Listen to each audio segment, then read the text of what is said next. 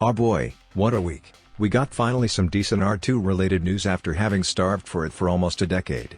I, of course, could not resist the temptation of making a video on it, and it is exactly what I ended up doing. You can also see this video as some sort of update over my previous ones, so, if you haven't watched my previous R2 videos I'd suggest you to give them a watch. I think you will understand this video just fine even if you haven't watched them. However, you will also miss a lot of information, which might help you better understand the context of what I say. Alright. The intro is now finally over and we can talk about the main topic. Finally, Naoto Oshima, the director of Sonic CD, responded to an user on Twitter asking him about the name of the level. Surprisingly, he replied, and what he said in his reply might be the most revealing piece of information we ever got on R2. Well, after the unedited ending cutscene animation. In his reply, Oshima says that the cut second round in Sonic CD, R2, was called Dubious Depths, also mentioning that instead of being in a ruinous setting, R2 would have been located inside of a dungeon of some kind. At first I was skeptical about this screenshot, and just saw it as being fake. However, in a discussion on the Sonic Retro forums further proof was shown, this time a recording of the screen, which leaves no doubt about its validity. If you are interested in seeing the video you can find it in this video's description.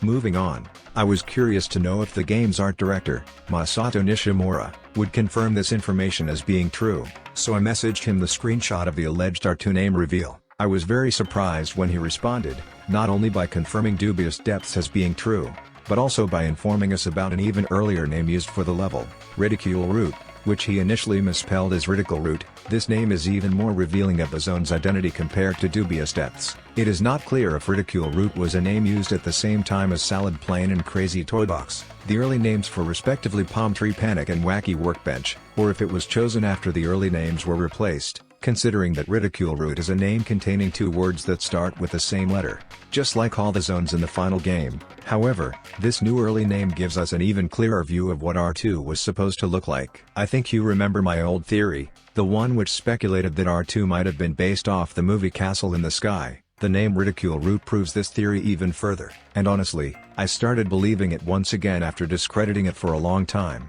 It basically informs us that the underground section of the stage would have featured some kind of roots in the background, alongside machinery and bricks of some kind. This is also reinforced with the ending animation scene, which sees the presence of light green roots sticking out of the walls. I don't know you, but this reminds me a lot of the movie Castle in the Sky, which sees a forest having taken full control over the dungeon, with roots having penetrated deep underground and being clearly visible in the walls of the dungeon itself. It would also make sense if we consider R2 to have been located on the floating green structure on the Little Planet map which is shown in the DA Garden mode of Sonic CD. It bears a strong resemblance to the castle scene in the movie, having the same half-spherical base, and having similar architectural style. In the Good Future version of the Little Planet map we can see that a huge tree has grown from the ruins, which reminds me a lot of the movie ending, where much of the castle collapses and all that remains is the forest that grew on top of it. Basically the background would have been a dense forest with ruins, where the trees cover much of the screen, as seen on the Little Planet concept art, and the underground would have been filled with the roots of the trees that grew outside of the ruins. Thinking about it, now the song Little Planet, which was intended to be R2's theme, would perfectly fit a scenario inspired by Castle in the Sky. The intro with the bird sounds, the peaceful, heavenly synth pad and choir, the menacing part at the end, which symbolizes Eggman's attempt on retaking control of the ruins. It is all starting to make sense now, and honestly, I would say that this is the closest we ever got to visualizing R2 so far. Something else which is worth pointing out is how Dubious Depths and Tidal Tempest were probably going to be sister zones. What I mean by this is that both zones would have been related to each other. Tidal Tempest in fact is not only inspired by Labyrinth Zone, but it also takes minor elements from Marble Zone, like the pillars, the bricks. In the Little Planet concept art it is also shown how Tidal Tempest was originally going to have an outside section inspired by Marble Zone, with moving platforms and lava challenges. I imagine R2 would have been the opposite of that, being mainly inspired by Marble Zone, but also taking minor elements from Labyrinth Zone. Something that proves this theory as being true could be the fact that both R2 and Labyrinth share a very similar drill-type enemy that hides underground and then attacks Sonic when he gets too close. Recently Masato Nishimura also confirmed on Twitter that R2's outside section was going to be more speed-focused, while the inside was going to have more technical aspects, so R2's outside would have been more similar to Palm Tree Panic than to Marble Zone.